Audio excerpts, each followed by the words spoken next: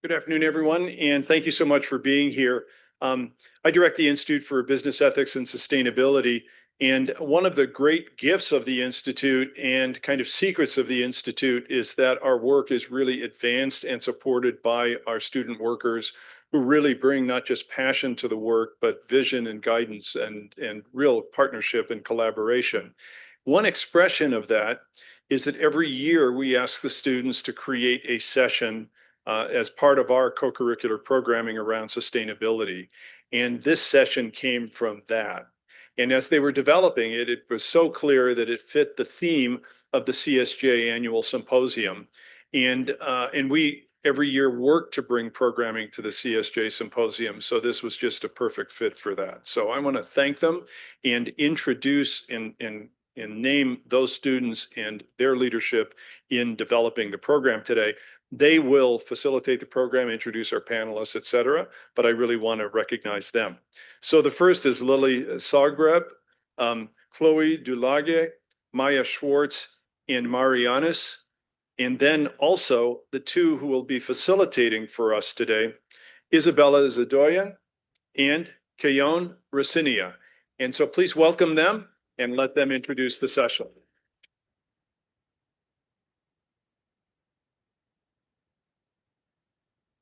Thank you so much, Jeff, for the introduction. Hi, everybody. My name's Isabella Zadoyan. My name's Keon Racinia. And we are the student facilitators for this panel, Creating a Healthier Los Angeles, Improving Transportation and Reclaiming Green Space. This panel, like Jeff said, was inspired by the student staff at LMU's Business Ethics and Sustainability Office, and we're really excited to have all these presenters come be here with us today to give their expertise in this subject matter. With the Los Angeles Olympics coming in 2028, the Super Bowl being here in the next year, and with the FIFA World Cup, it's really important that we have improving our transportation to accommodate these events and that we have permanent infrastructure to maintain the sustainability and health of Los Angeles. Expanding green spaces provides residents with more opportunities for recreation while also balancing ecosystems and improving air quality. Channelizing the LA River, turning it into a straight concrete channel, and the culture of personal vehicles have weakened Los Angeles's ecological and public health resilience. This panel will inform the audience on how the revitalization of the river, sustainable transit, and green infrastructure can promote a healthier city. Together, these topics reflect the complex interconnectivity of Los Angeles's environmental landscape and underscore how essential collaborative, innovative solutions are for the city's future. We are very excited to have these panelists share their expertise on the subject. Our first speaker is going to be Dr. Eric Strauss. Yeah. Dr. Strauss is the President's Professor of Biology at LMU and Executive Director of the LMU Center for Urban Resilience, also known as CURES. His collaborative research includes animal behavior, endangered species management, and urban ecosystems in science education. He's the senior editor of a web-based peer-reviewed journal, Cities in the Environment, and has co-written multimedia textbooks in biology and urban ecology, as well as hosted multiple video series on the life sciences. Dr. Strauss previously taught at Tufts University, the University of Massachusetts Boston, and Boston College. So please. Welcome, Dr. Strauss. Thank you and good morning. It's a delight to kick this off, and thank you so much for being here. I'm going to take the next 10 minutes and advocate for trees in urban settings. We've gone through a terrible set of wildfires here in Los Angeles, and trees have gotten kind of a bad rap, and they shouldn't, because trees are absolutely essential for healthy urban ecosystems. And in fact, properly arrayed, they actually reduce the risk of ember movement and can actually suppress fire. But that's not what you're hearing right now. And so we need to kind of reset our understanding. First of all, we need to understand the impact that we have as humans. I included this, it was a paper that was published in Nature about 5 years ago.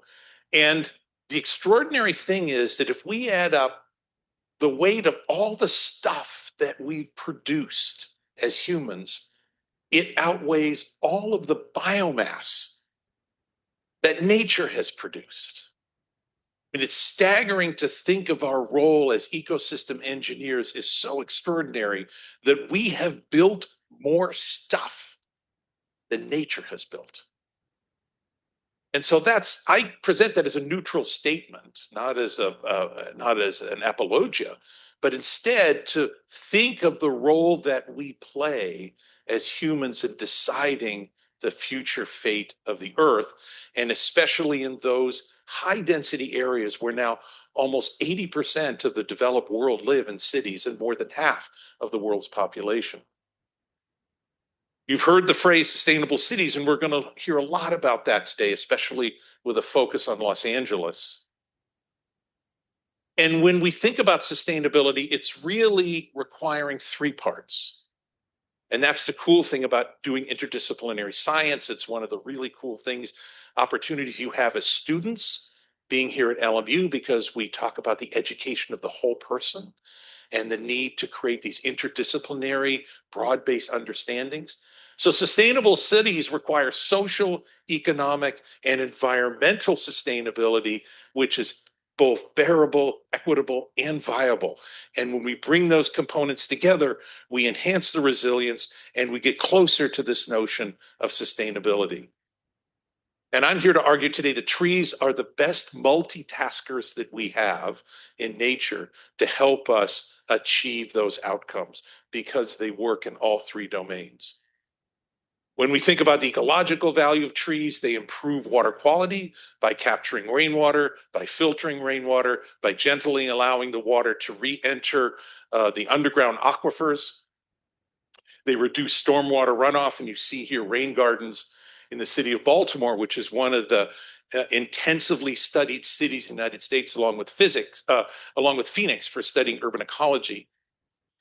They reduce the heat island effect, the temperature that is hotter in cities than the surrounding rural ecosystem as a result of all the mechanical work that we do in cities and the dark surfaces that we have that absorb heat. Cities can be 10 to 15 degrees hotter than just 3 miles outside the city, hot enough to create their own weather. And trees can disrupt that process and reduce the temperature. They filter air pollutants, both metabolically and physically. Take a look at a leaf sometime closely and see those waxes and hairs on the leaf. They're capturing pollutants directly out of the air that improve the quality of the air that we breathe. They store carbon. They sequester carbon. They're built from carbon dioxide. And as long as we don't burn the trees, even if we cut them down and use them for construction, that carbon is sequestered and taken out of the atmosphere. They increase the habitat not only for humans, but for the other animals and plants that we share our ecosystems with. And the sharing of that ecosystem is critical because we can then rely on ecosystem services, which are the things that nature does to protect our health. And when those systems fail, we have to introduce technical solutions. And we're good at technical solutions. We put 3 people in a spaceship and sent them to the moon and back. That was a pretty inhospitable place to live. But the cost of having entirely industrialized technical solutions is so high that we'll leave most of the world out. Most of the world is totally reliant on ecosystem services. So here's a little bit of data from Mateo's work in 2006, looking at the decrease from baseline in various measures of quality, sediment, nitrogen, phosphorus, runoff, huge improvements affiliated with trees. Here we talk about stormwater runoff in different cities that vary dramatically the amount of annual rainfall they receive, from as little as 6 inches in Glendale, Arizona, to as much as 41 inches in New York City. And you look at the intercept per tree, a minimum of 360 gallons per tree in Glendale, up to 2,000 gallons per tree in Cheyenne, Wyoming. This is water that would otherwise be lost to the ecosystem. And we would have to bring it in from remote locations. We're used to that in Los Angeles. Typical water molecule coming out of your tap has traveled at least 400 miles and maybe more to get to your cup. Dave Nowak, who is arguably the most famous scientist in studying the value of trees, in one of his early papers looking at Baltimore, that the trees in Baltimore are intercepting over 700 tons of air pollution per year that's not entering our lungs or having to be cleaned by physical, technical structures. The trees in Baltimore were also found to take up about 11,000 tons of carbon and store 500,000 tons of carbon in total. Again, not requiring scrubbers or other technical solutions to remove that carbon. Urban trees have tremendous social benefits. They lower the asthma rates. It's a very complex, we don't exactly know all the pathways that they do. One of it is, of course, to intercept pollution. But asthma, which is a growing problem in the inner city, especially in underserved neighborhoods, has a complex etiology that involves air quality, it involves stress, it involves diet, it involves social risk. All of these factors can increase the risk of asthma, and trees intercept these problems at multiple levels. Trees reduce crime because when you put trees in an environment, people spend more time outside. And when there are more people spending time outside, the tension in a community drops, violence drops, and crime drops for a whole variety of reasons. It's also been found that people who can see trees from their window in a hospital require less pain medication and have quicker recovery from surgery. Probably related to the innate built-in desire we have for the color spectrum that's produced by trees as light dapples through the leaves.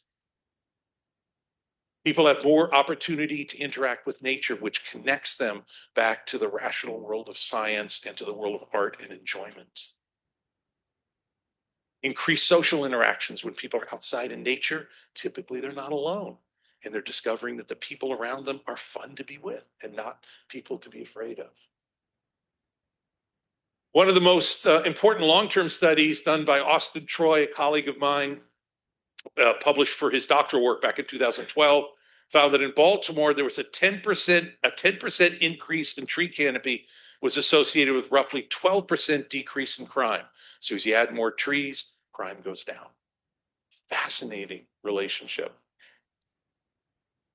In Chicago, researchers have found that areas with increased trees and other vegetation can have fewer instances of domestic violence and lower levels of attention deficit disorder in children living there. It's a famous study of Quo and Sullivan in the early 2000s, did his work in underserved neighborhoods and looking at those neighborhoods that were greener, were healthier. And I have to tell you one quick story. So about 5 years ago, I'm sitting on an airplane and I'm headed off to a conference, and there's somebody sitting next to me, and that paper was out. The person was scrolling through the paper, and I said, "Isn't that a fantastic paper?" I said, "I use it in my class." Turned out it was Bill Sullivan. It was his paper, and I was so excited. And I said, "Would you just sign that and give me a copy of it?" They're also related to hedonic values of trees. In other words, our perception of the value of trees.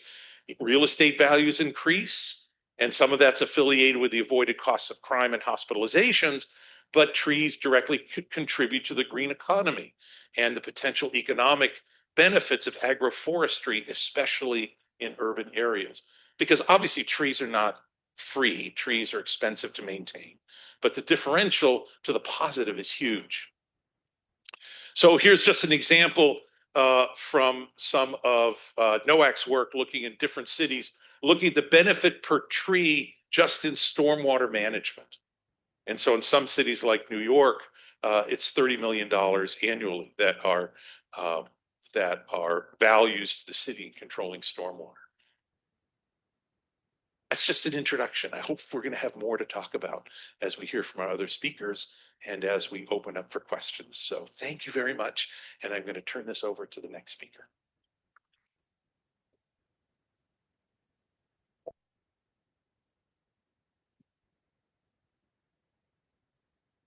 Thank you so much, Dr. Strauss. That was incredible.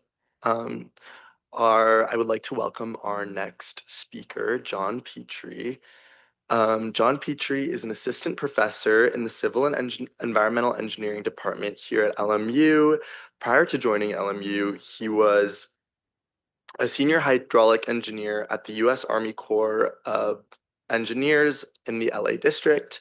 Professor Petrie is a registered professional engineer with expertise in flow and sediment dynamics in rivers, hydraulic modeling, and water resources engineering.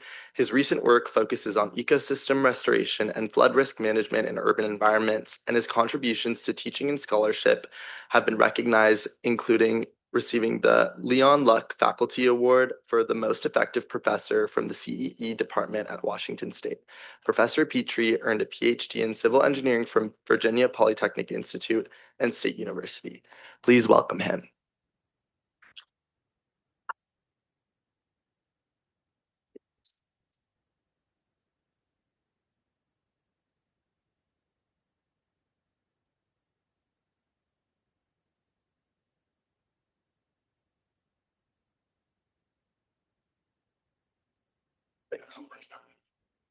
Great. All right. Thank you. Thank you for that wonderful introduction. I'm really happy to talk to you, to be here today to talk about something that's become a recent interest of mine, the Los Angeles River. I'm not a native Southern Californian. In fact, as was mentioned, I previously worked, before coming to LA, I worked on rivers in the Pacific Northwest. And if you've been in the Pacific Northwest and been around the rivers, it's a very different landscape. But nonetheless, we're adaptable, right? Okay, so in the next 10 minutes or so, I'm going to try to give an overview of the river, a little bit of history, where we started. Well, not where we started geologically, but where we might have started as humans entered into, or I should say, when Europeans entered into Southern California and into where we ended up today, and talk a little bit about where some of the issues related to that and where we might be going. So first of all, I found even in Los Angeles, it's good to have an orientation. Welcome to meet the LA River. It is the red line there, and we are in the star roughly. And so I found that a lot of people in LA, particularly, well, I have a biased population, mostly students, are not that familiar with the LA River. But I think also, and I think that's probably a pretty general statement, but it is this 51-mile line that runs through a pretty densely populated and highly developed area of Southern California. And so a little bit of history. I would maybe start with the image on the upper right. That's the LA River, 1931, near the 4th Street Bridge. The bridge is still there. The river is still there, but the view is quite different nowadays. The LA, so without going into detail on fluvial geomorphology, I'll save that for you if you want to have a beer or four afterwards. We can get into that.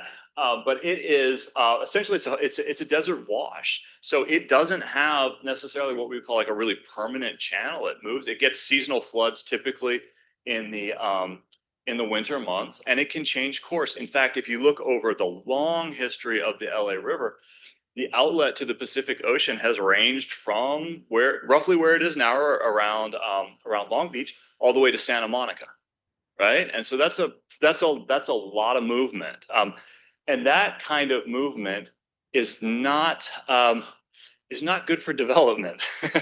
If your channel is moving that much, it's hard to put roads, buildings, bridges, and things like that. So we found that out in the early part of the last century with a couple of major flood events from the early 1900s to the major flood is the flood. One of the major floods is the flood of 1938, where there was even already some attempt to. Oops, is there a? Let's see. You know what? We don't need a pointer.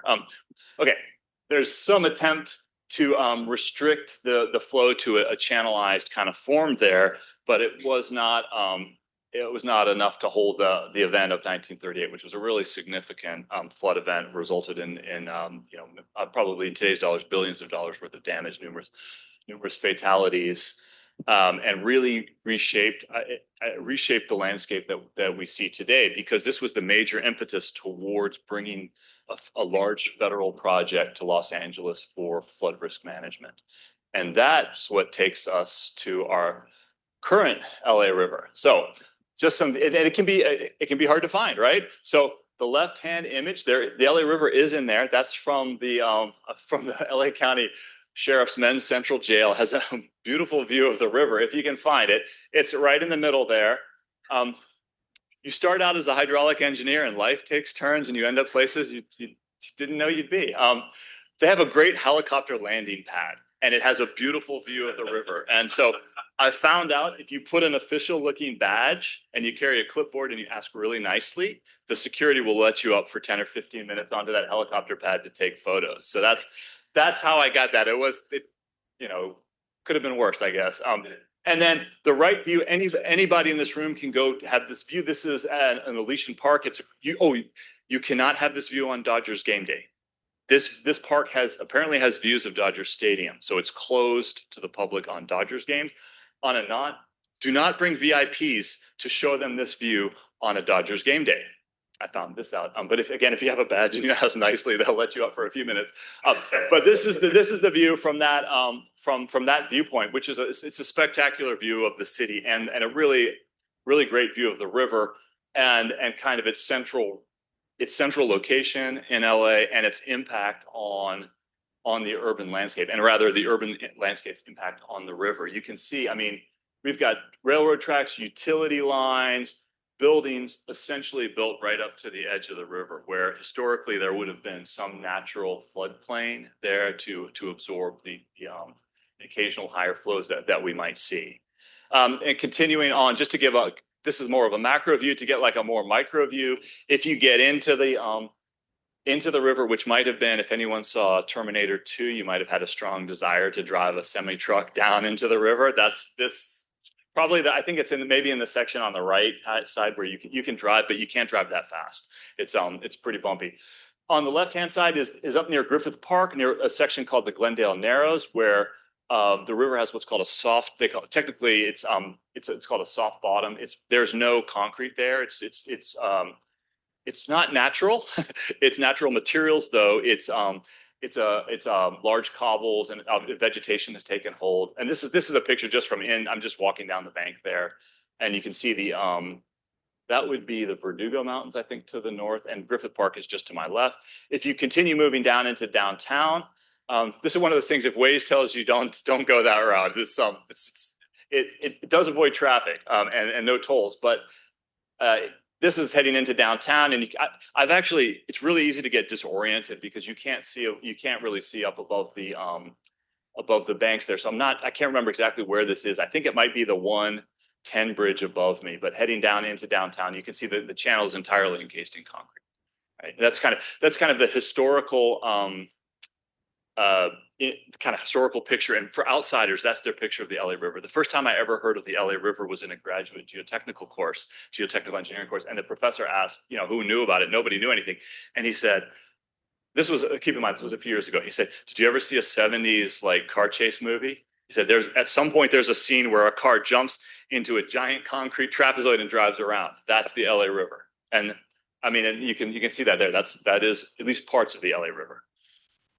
Okay, so just in kind of summary, it's 50 miles wide. It starts from about I think it's the Canoga Park, I'm not sure I'm saying that right, neighborhood of LA, down to the port at Long Beach. The entire river is channelized. So we've engineered all 51 miles, but not the entire section is encased entirely in concrete. There's about this it's probably 6 to 8 mile section around Griffith Park and Glendale Burbank area where it does have this somewhat naturalized soft bottom. And the flow that you see in pretty much all those pictures that I showed, the what we call the base flow, that flow that's in the channel more or less year round. So even in summer months, you can see flow in the LA River, which wouldn't be the case were it not for us, because it's wastewater treatment plant effluent. So if you're thinking of bringing your swim trunks, I'm just going to advise again. I mean, my professional's opinion is don't. But people do. So and the other source is urban runoff. So people washing their cars, watering their lawns, things like that. All of that is feeding the flows that we see in the LA River day to day when we haven't had a major rain event. Okay, and this ties into the LA River is kind of an extreme case, but it ties into a larger interest that's of interest, that's becoming more and more of an interest of mine, is that the role that rivers play and how civil engineers and environmental engineers play a role in developing the future of rivers when we're looking at this UN reports that 68% of the world's population is going to live in cities by 2050, and that's a very large number of people. And this continued urbanization and growth is going to continue to put a stress on our rivers. Again, LA Rivers is an extreme case, but I wouldn't be surprised to see more locations moving in that direction. And it's going to become increasingly difficult to either restore or maintain channels that provide some ecological function as we're balancing economics with the ecological needs. And I think and these urban rivers also provide a number of essential services, including this habitat, both rivering and riparian habitat. That's the area next to the river. That's that floodplain that really, for most of the LA River, doesn't exist anymore. But also stormwater and water quality management, which stormwater, actually, LA River does a pretty good job of that right now. It gets the water gone and in a hurry. But in terms of water quality management, there's certainly some improvements.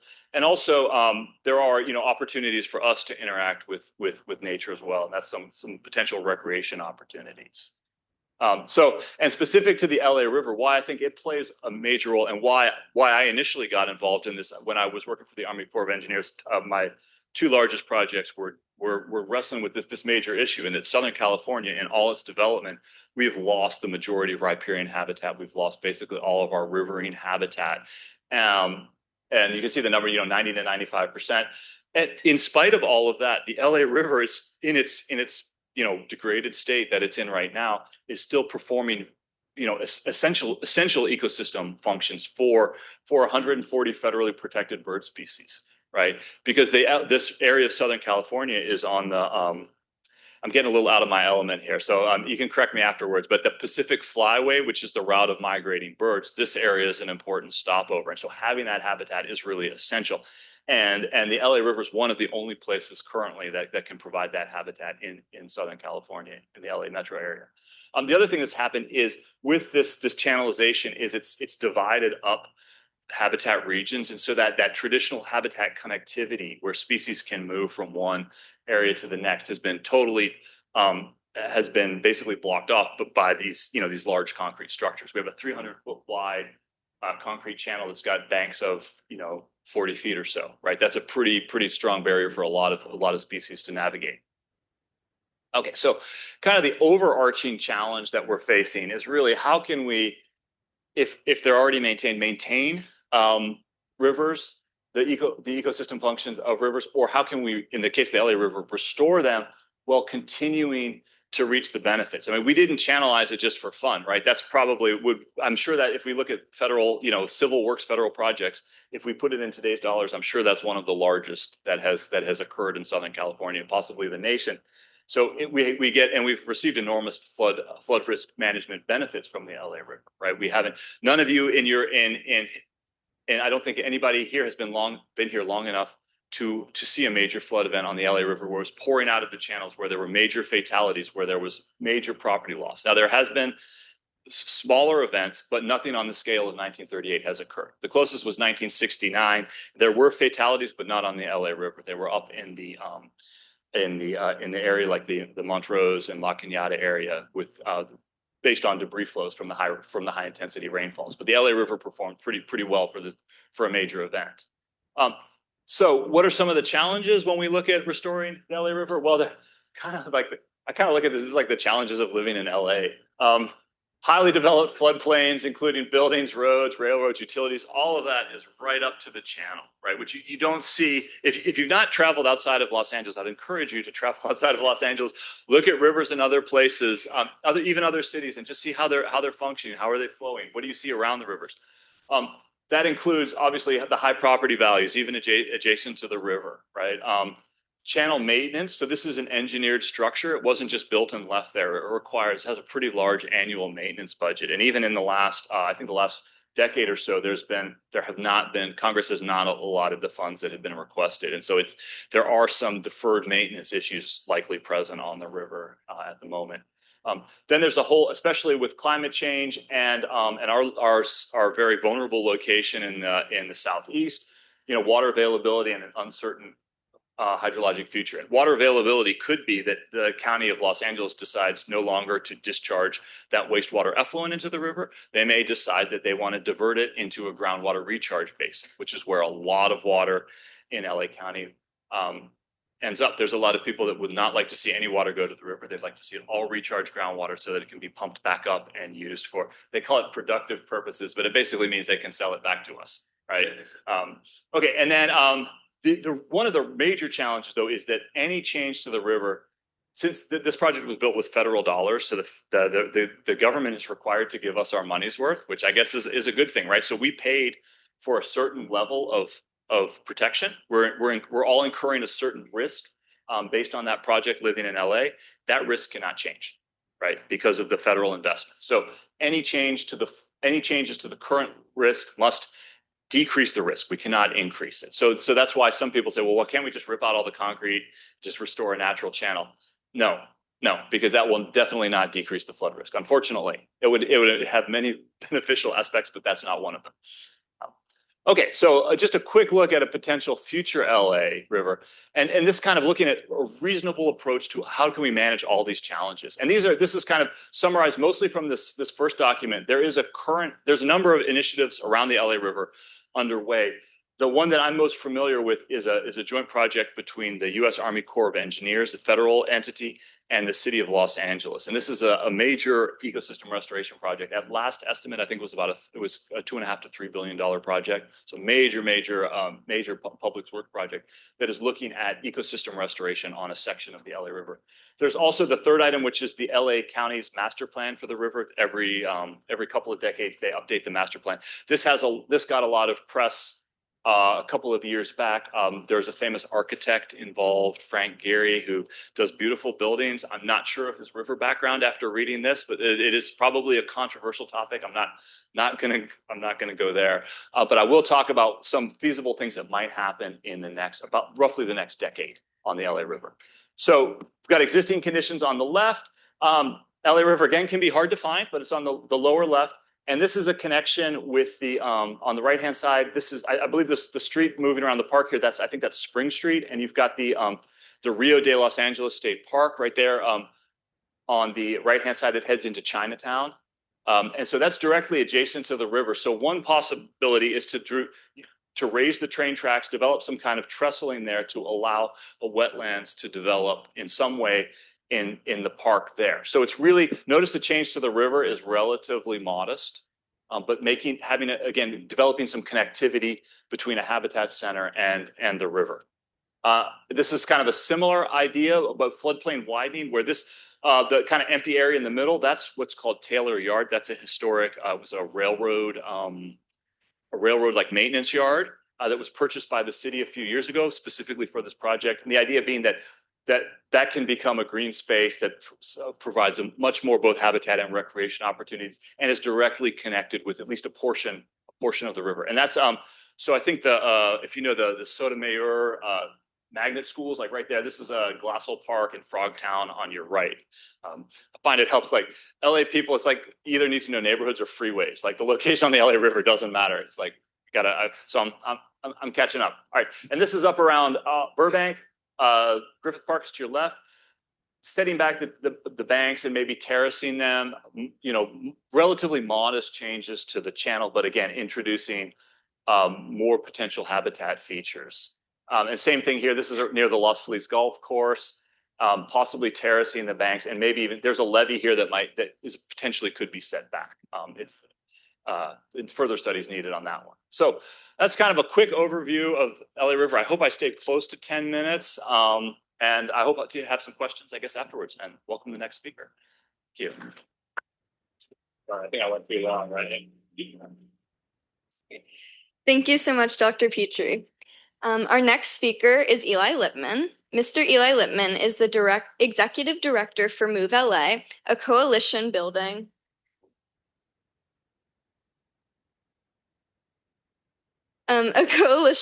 nonprofit that led the campaign for transformative public transit and affordable housing funds in Los Angeles County. Eli is an award-winning advocate who has led campaigns at the local, state, and federal campaign levels to build affordable housing, Measure A, fund public transit operations, Measures R and M, create safer streets, Measure HLA, address climate change, and clean California's toxic air. Eli served as president of the City of Los Angeles's Neighborhood Civil Council Commission for an unprecedented 3 terms and has been honored by the Transit Center and Empowerment Congress for his work in advancing transit and housing justice in Los Angeles. Eli graduated from the University of Pennsylvania, the University of Southern California's Annenberg School for Communications, the London School of Economics and Political Science, and the Coral Lead SoCal program. Please welcome Eli.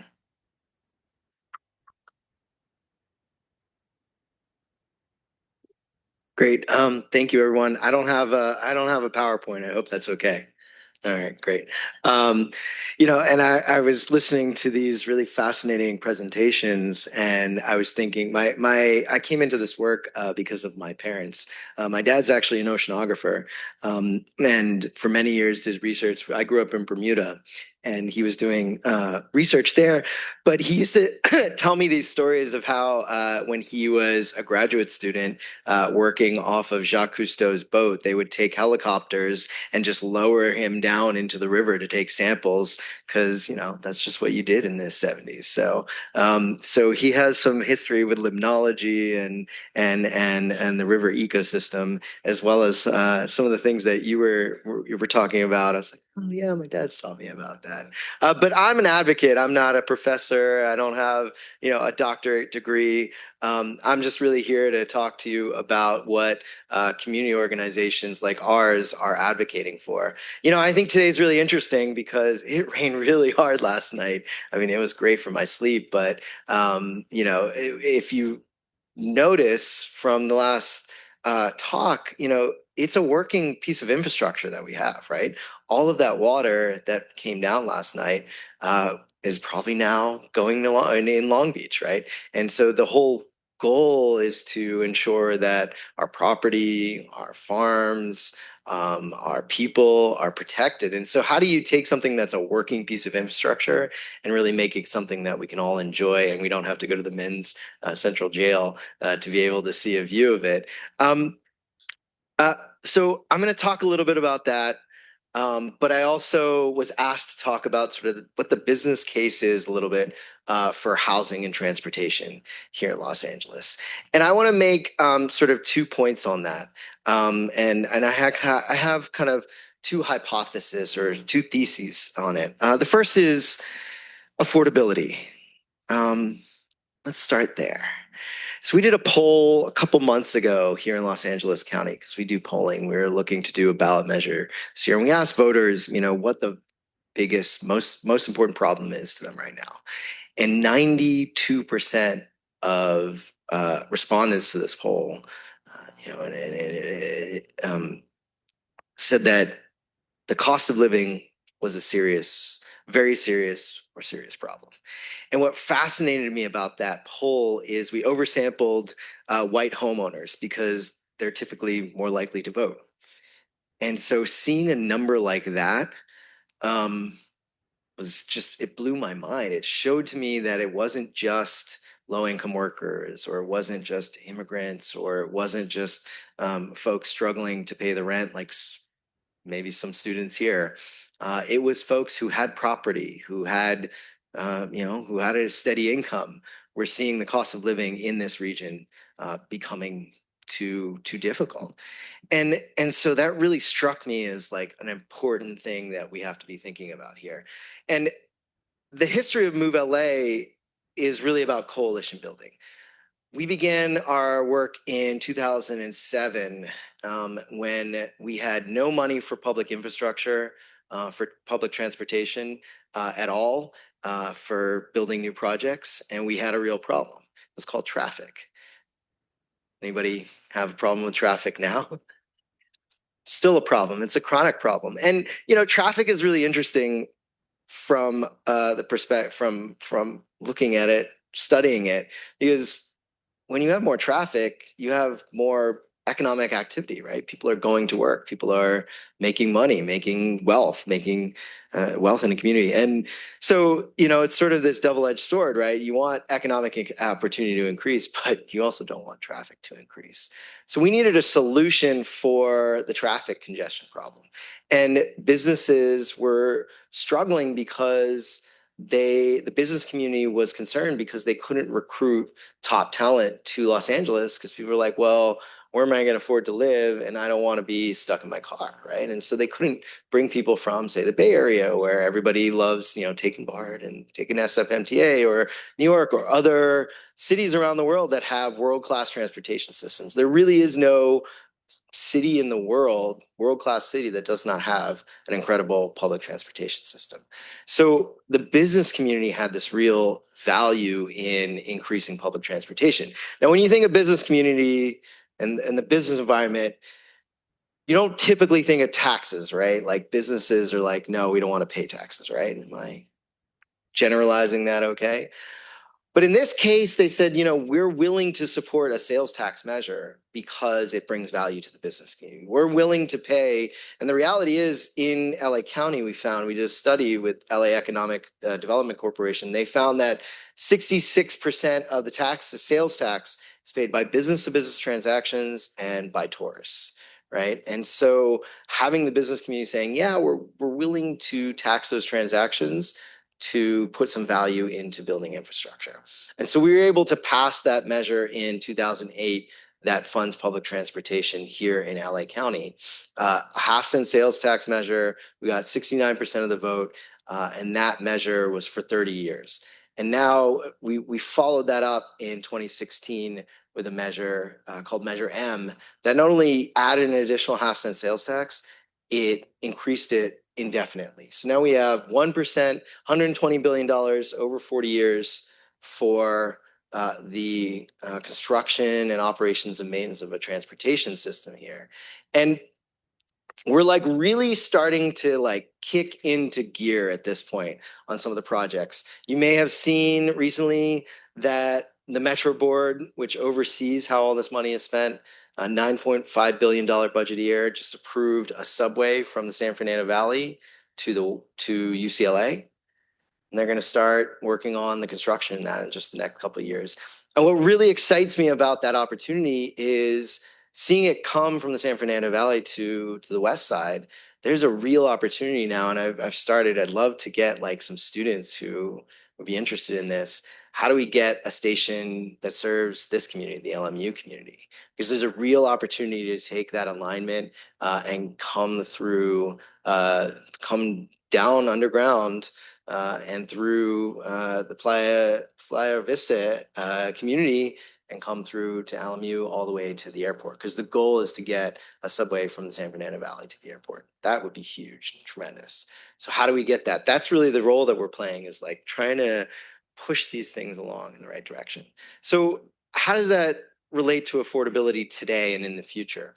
Well, I don't think that we can survive as a city, as a place that people want to come to, if it's unaffordable, if the people that we're attracting here can no longer afford it.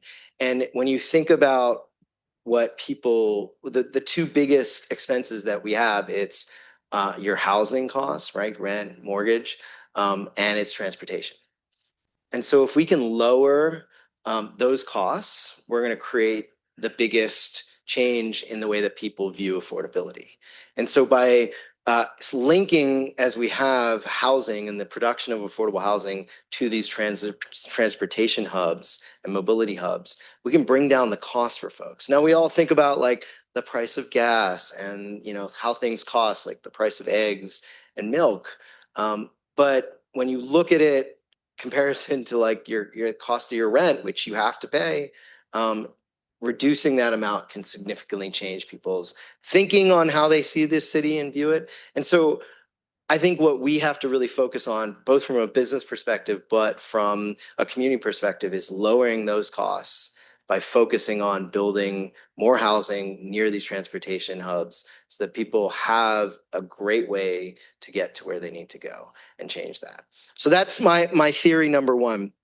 My theory number two is on transportation is really around diversity, right? And one of the things that I love about this region, I think we all do, is just how diverse it is, right? I think a lot of people actually are attracted to that idea. I mean, I love that I can walk down the street and get the best pita that I could possibly have that I've ever had, I think, in my life. And I've been to a lot of places, but I can also get like a really great horchata. Although last night, like I was really craving it and I couldn't find some place with some good horchata.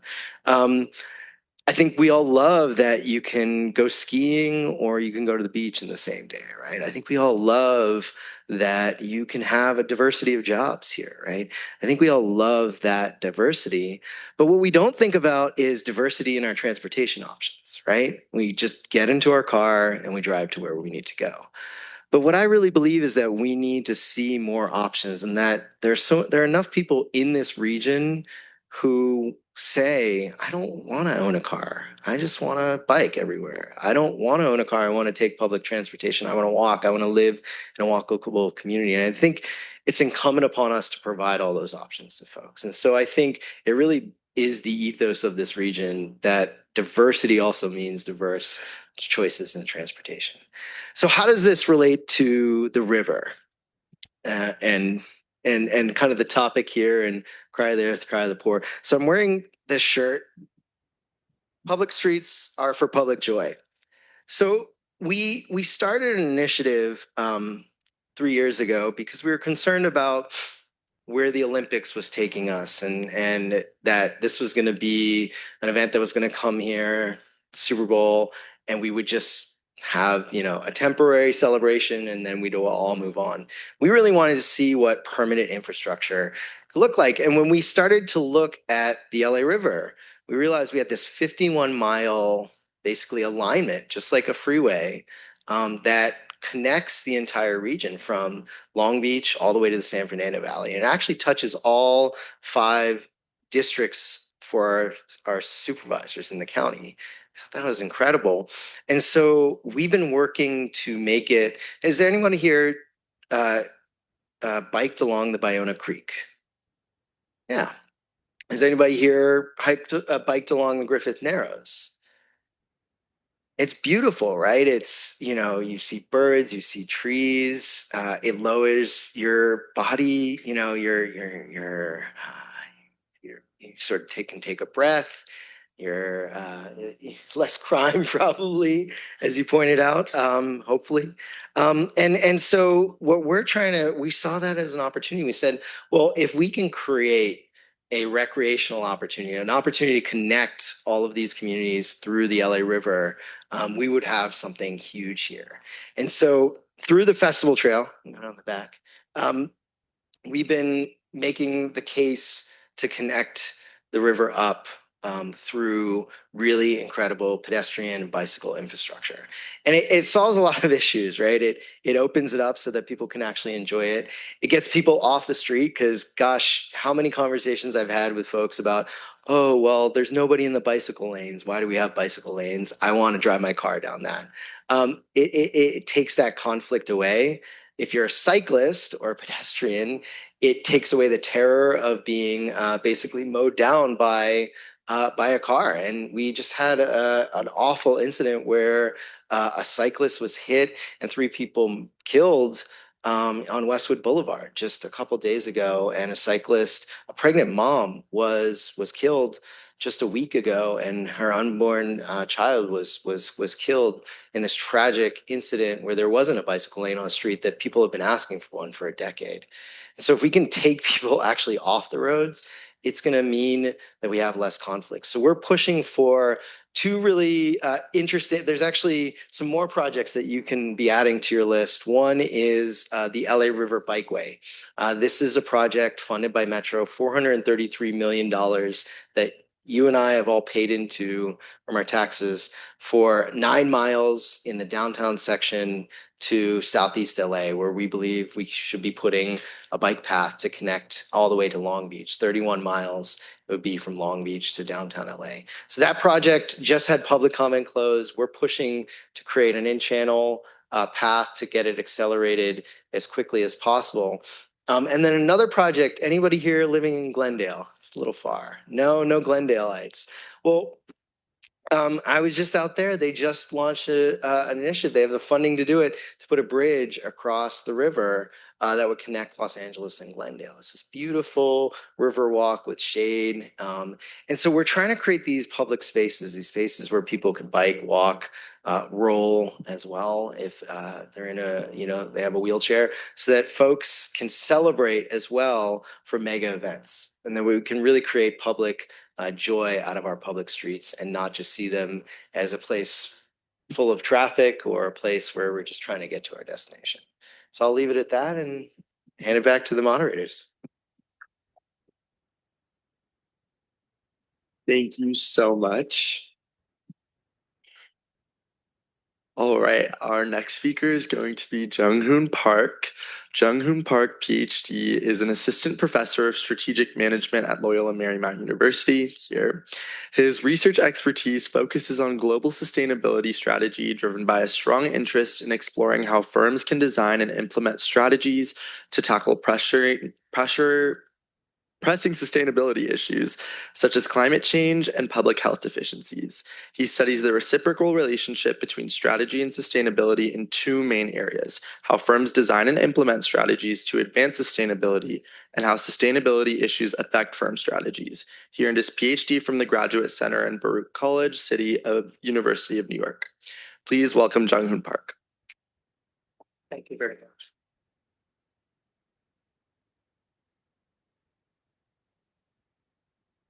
Okay, so while my presentation slide deck is being set up, let me just briefly introduce myself. I'm Junghoon Park, an assistant professor of management at LMU College of Business Administration.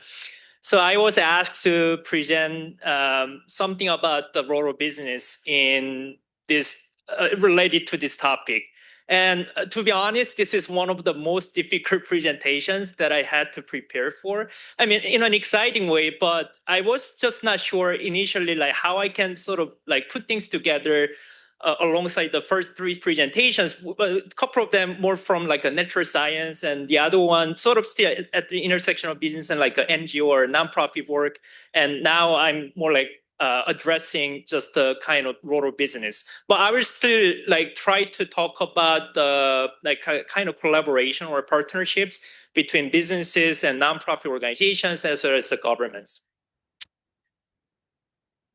So glad that none of the three speakers brought up this concept, but which I believe so that I feel like I'm making a contribution. But as I was thinking through this topic, I was thinking about the concept of public goods.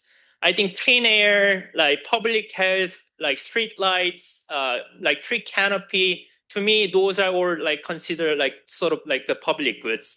But before we get to that, I think we might need to talk about like the two main characteristics of public goods. The first one is non-rival. So one person's use doesn't necessarily reduce another's use of the public goods.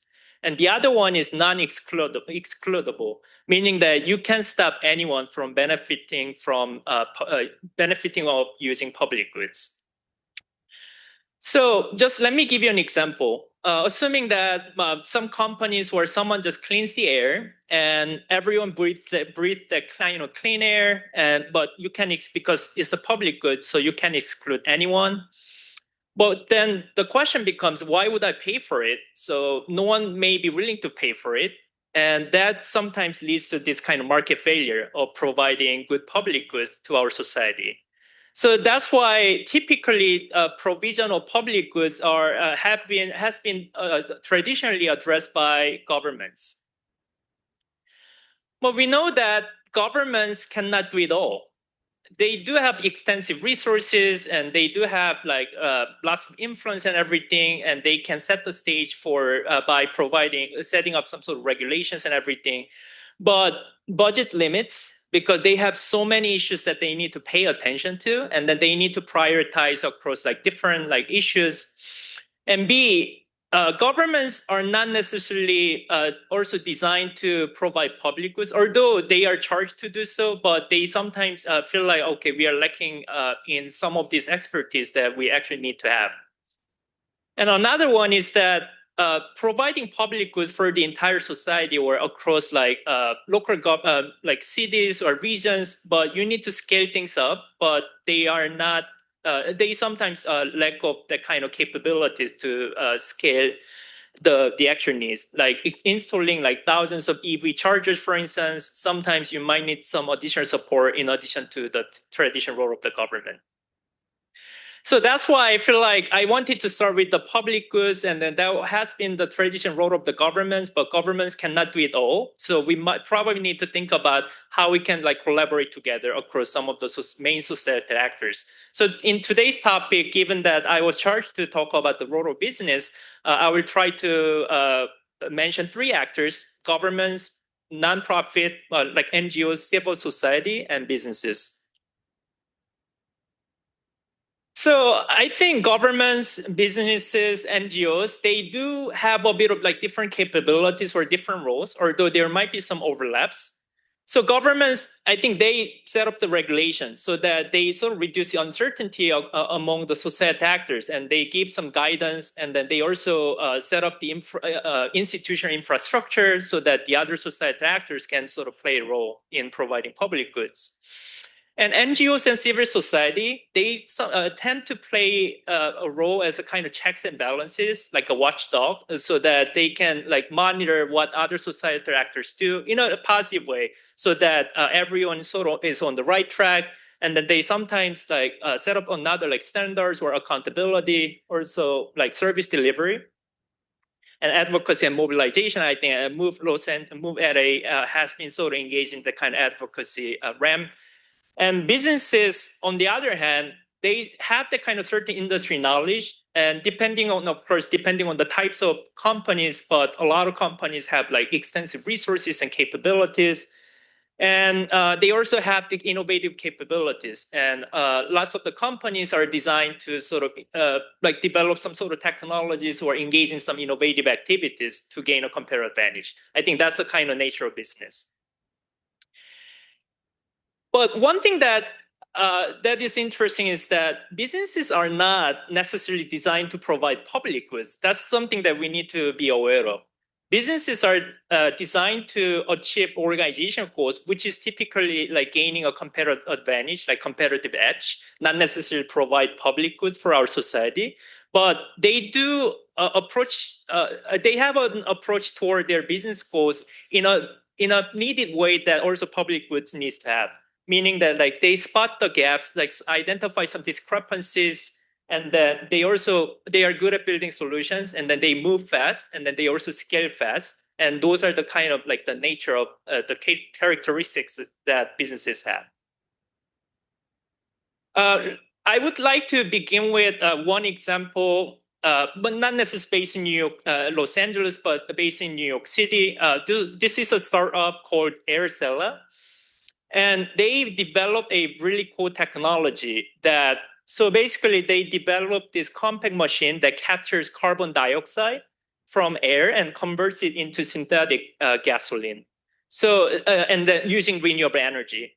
So on the one hand, they can reduce greenhouse gas emissions. And on the other hand, they can also reduce any like kind of negative externalities out of like engaging in fossil fuel industry activities. So businesses have that kind of like innovative activities, but what if we can shift their attention or their resources just a bit toward providing public goods? So that's a kind of question. So from here, let me give you three cases that I have found in the Los Angeles context. I tried to find some sort of partnership between businesses, nonprofit organizations, and governments. So the first case is Charger Help, which is a Los Angeles-based startup. And they were they have been partnering with a nonprofit organization and the local government. So the two founders of this startup, Charger Help, they noticed that 75% of the EV chargers, those failures are non-electrical, meaning that in many cases, those are like software issues. There are some like sort of some like Wi-Fi issues or payment systems, not necessarily like electrical issues. So they noticed that. So they brought that kind of industry knowledge. And they went through the incubating programs run by the Los Angeles Clean Tech Incubator, which I would consider more kind of along the lines of nonprofit organization, although they were supported by the city government. And the city government sort of set the stage by setting up the regulations for the other society actors, and NGO provided some support through the incubating program for the startup, and startup sort of scaled up, and then now they are operating across 47 different states in the US. So they have maintained all different EV chargers by developing some sort of like a platform for diagnostic platforms. So that's one example. And the second example is more like kind of like coalition also between the government, local government, and then also LACI, Los Angeles Clean Tech Incubation, and then a lot of businesses in this realm. So I came across this partnership, which is transportation electrification partnership. So as the title itself already represents, the goal lies in electrification of the vehicle methods across Los Angeles by 2028, for Los Angeles Olympics. So this is the partnership, I excerpted from the partnership website, and there are more than 30 plus different actors, including the local government, businesses, and nonprofit organizations. And they have the target of setting more around 130,000 chargers, EV chargers across Los Angeles, up until the Los Angeles Olympics in 2028. And then they set up an ambitious goal of reducing greenhouse gas emissions, even going beyond the state mandatory requirements. So here again, the government sort of sets up institutional infrastructure by through setting up regulations and policies. And the nonprofit organization, they convened this partnership so that they sort of they brought businesses and the local governments and the other society actors. And businesses, they voluntarily set up this kind of commitments to reduce greenhouse gas emissions. Also, they promise to provide some tech support, and they also make capital investments in building these EV chargers by 2028. And the last one is, as the name sort of represents, this is affiliated with Amazon. And so Bezos Earth Fund, they were teaming up with a Los Angeles-based NGO, which is 3 people. So basically, Bezos Earth Fund provided some a grant to this NGO so that this NGO can engage in a field level project by planting trees. So I think Eric briefly mentioned that a tree canopy is one of the issues. So across Los Angeles, underserved communities, they tend to have less tree canopy, meaning that they might be more likely to be exposed to a heat-related illness. And then it could also be associated with the real estate prices and everything. So 3 people got this grant or sponsorship from the Bezos Earth Fund. So here, the government, again, they sort of set the infrastructure and the institutional setting. And the NGO was fully charged to engage, run this particular sustainability project by receiving funds from the Bezos Earth Fund. And here, business, which is affiliated with Amazon, they provided the kind of needed financial resources to the NGO. So these are the 3 examples that I found, and then also pertinent to today's topic, which is about making a healthier Los Angeles. So as a business scholar, we tend to prefer to simplify things in a certain framework. So I wanted to give you some ideas of how businesses then can approach toward providing public goods via partnerships. So as a business person or as a company, they might need to think about what kind of sustainability project they want to engage in. Because as I just demonstrated, there are different types of projects. So I would say 3 projects: action-based project, which is more a kind of field level project as the 3 people has implemented, and then control-based project. They set up some sort of voluntary regulation, although it has a potential risk of being engaged in some sort of greenwashing. But there is another type, and then information-based project. They try to disseminate some sort of information about some sustainability thing, and then like advocacy-related activities. And they can engage in some sort of public opinion activities, like corporate political activity. Those are, I would say, those are falling under this information-based project. So once businesses determine which kind of sustainability project they want to engage in, then they may need to choose the right partner. Because some NGOs, for instance, Move Los Angeles, I think they are close to more like NGOs with service activities as well as advocacy activities. So once businesses sort of have been determined to engage in certain type of sustainability project, they need to look for the right partner. And the last one is, depending on the relative capability between businesses and NGOs, they might need to think about whether they want to lead the project or whether they want to co-develop the project from the onset or whether they just want to sponsor the project. Like, for instance, going back to the three people case with Bezos Earth Fund, that NGO had the expertise in running the project. And then the Bezos Earth Fund decided to just sponsor that project. So I think that's a kind of example of the sponsorship. And if they have some sort of relatively equal capabilities, they can co-develop the project from the onset. But when businesses believe that I have a strong vision, this is something that is core to our core business activities, and we have the kind of all the resources and capabilities, but we just need a bit of like support from like NGOs or governments, then they might be able to commission the project. So one thing that I wanted to highlight is that traditionally, when it comes to providing public goods, we tend to feel like, oh, that's a kind of government's job or civil society jobs or NGOs job. But depending on whether it is core to their business activities, businesses can take the initiative, and they can make some investments in providing public goods. So that's the kind of main message that I wanted to deliver. Okay, thank you for listening, and I'm looking forward to hearing your questions, answering them. Thank you very much.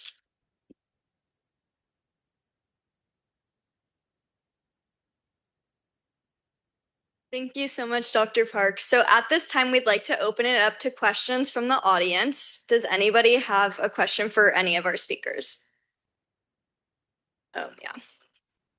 Yeah, please come up to the stage. Thank you.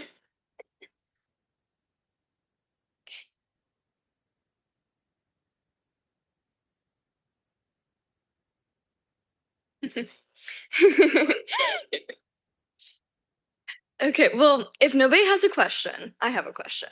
So I was wondering what some things that students and residents of LA could be doing right now to help support any of these efforts that we talked about.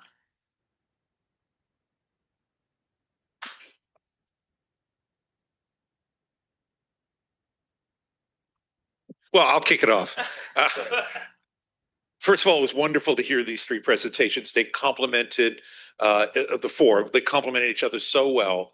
And I think no matter who you are sitting in the audience as a student, it should have lit a fire connected to something you're concerned about. So in this phase of your, professional development, I encourage you to get involved with many different kinds of courses that might feed into this interest that you have, and then make sure that you're participating in research activities and outreach activities through labs and centers that are here throughout the university. And you'll find your place as you begin to learn more about what the opportunities are.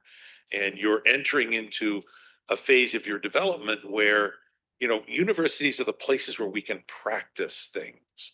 And we don't always have to get them right, because this is the training ground for where you're going to step into the professional world.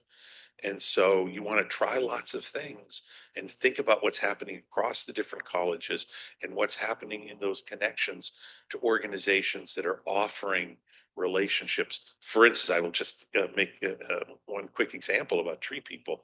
So we've received at our center funding to work with Tree People because their expertise is in locating places and planting the trees.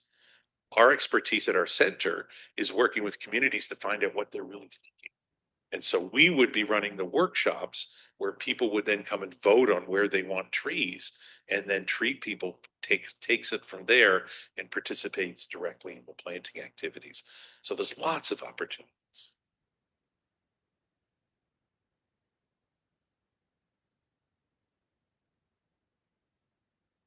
Hello. Oh. I got to turn on. No, I love the examples too, and it's funny that you brought them up because I got a ride back last week from with the CEO of Tree People. Oh. So we were chatting about the new CEO. We were chatting about that, and I know the founder really well, and their past executive director was a great friend. So they do incredible, amazing work.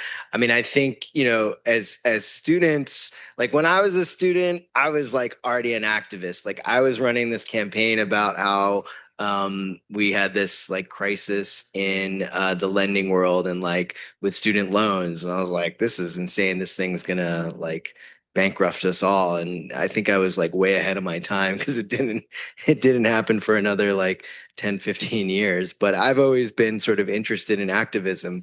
But I think there are many like roles that students can play. So for instance, like just with the work that we do, I need a researcher right now who's interested in looking at all the money that we are generating from these sales tax, and how we can reallocate it from building more freeways in the South Bay of Los Angeles to building more public transportation. And so somebody who can like look at all the tables and all the numbers and identify where this money is going and where it could potentially go and write a white paper would be incredibly useful right now. Or like if you're a researcher and that's your jam and you just want to like research stuff and are really good with data and spreadsheets, that's fantastic. That can be super useful. And doing analytics, I can't do all that stuff like that's somebody else I need to rely on. But then like we also need people to like show up, right? And there's many ways you can show up. Like we've got a conference in May 8th in Long Beach, and like we need volunteers who can like help out, register people. You can go to some of the conferences all or some of the workshops and hear cool things happening, but I'll also feed you. That's a good thing too. Everybody likes food. So like there's things like that. But then there's also like we need people to like show up at these hearings because there's all these public hearings and we're fighting like a street battle at this point. So we passed these big measures, we won these big battles, but we're now fighting like literally block by block on some of these projects where people are like, well, public transportation's cool, just not on my block. And we're seeing this throughout the region. It doesn't matter if you live. I mean, what's incredible when I talk about diversity, you look at the 4,000 square miles of LA County. I mean, we have communities like Pear Blossom that don't even have paved roads, and then we have downtown Los Angeles with buildings that are, 100 stories, right? And so like we have such incredible diversity here, and we have to kind of represent all that, and we have to be able to connect everybody also in the region as well. So I need like people can just straight up show up and be like, yo, I want more transit right here, and I also want my rent to be affordable. Thank you. And I brought 5 of my friends who are going to also say the same thing because we're fighting this battle for what the future of Los Angeles looks like. And again, like you may see it a very different way than I might see it, and that's cool and that's okay. And that's what's great about having 10 million people, 4,000 square miles, and communities that range from Malibu to downtown LA and Santa Clarita to Redondo Beach. I mean, we just have this beautiful diversity, and we can keep all of that, but we can also have a diversity of transportation options. I intentionally didn't talk about it because I just wanted to shed light on the positive role of businesses. But I encourage you to think about have a bit of like system thinking. So I don't know about the actual impact, but let's say planting trees through that kind of like partnership between businesses and NGOs in a certain underserved community, and maybe planting trees might drive the increase in rents, and then that might crowd out some of the natives who live in that neighborhood. Like for instance, so like sometimes we we intend to do something good, but sometimes it also generates some unintended consequences, which in economics that is referred to as like externalities.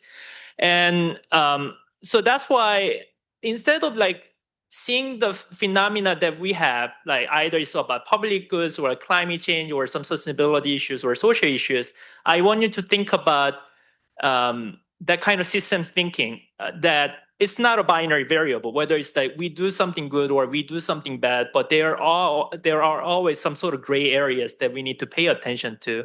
So that's something that I always try to highlight in my class with my business students, that it's not about businesses are being responsible or being irresponsible. There are so many gray areas that companies can be in through their strategic behavior. So we need to probably think about it. And then the same message goes for the other probably non-business major students as well. That is so true. We wrote another ballot measure called Measure ULA, that the business community and the real estate community really doesn't like because it taxes the sale of properties. And we're in this like huge battle right now over the unintended consequences of that, to the point where we may have precipitated a major candidate, Nithya Raman, getting into the mayor's race, which is another unintended consequence, I guess, of the work that we're doing. But yeah, I mean, I think you're right. Like all of these things are very complex, and we have to think of the implications. I mean, we have to think of the implications of like what putting like a bike path, in the LA River might have for the riparian, right? And so like, yeah, we don't. It's not so simple anymore.